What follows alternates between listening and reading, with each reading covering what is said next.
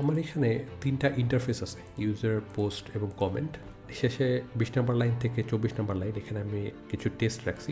এই টেস্টগুলো actually make sure করতেছে যে এই ইন্টারফেসগুলো এই প্রপার্টি কন্টেইন করে আর কি। এখানে কমেন্টে দেখতেছে একটা আইডি থাকা লাগবে, একটা কমেন্ট থাকা লাগবে। আমি যদি আইডিটা তুলে দিই সে আমাকে এখানে নিয়ে দেবে আর কি। সো টেস্টের কাজ হচ্ছে জাস্ট মেক শিওর করা সব কিছুতে সব প্রপার্টি ঠিকভাবে আছে, আর কিছু না।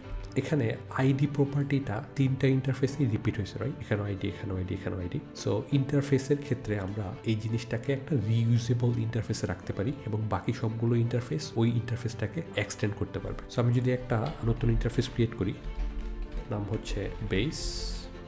বেসে শুধুমাত্র জাস্ট একটা প্রপার্টি থাকবে যেটা সবার জন্য কমন, নাম হচ্ছে আইডি। সো এই বেস প্রপার্টিটা আমি ইউজারকে এক্সটেন্ড করতে পারবো, user extends base.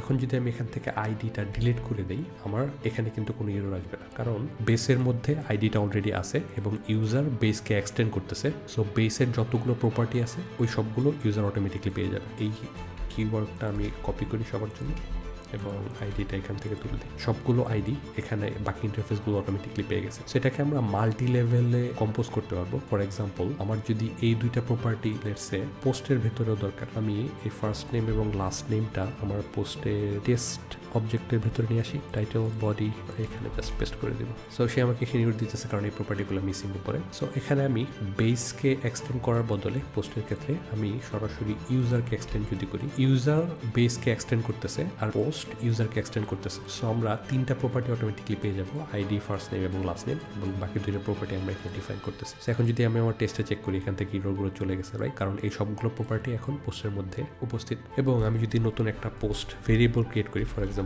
Let's say const post, যেটার টাইপ হবে পোস্ট।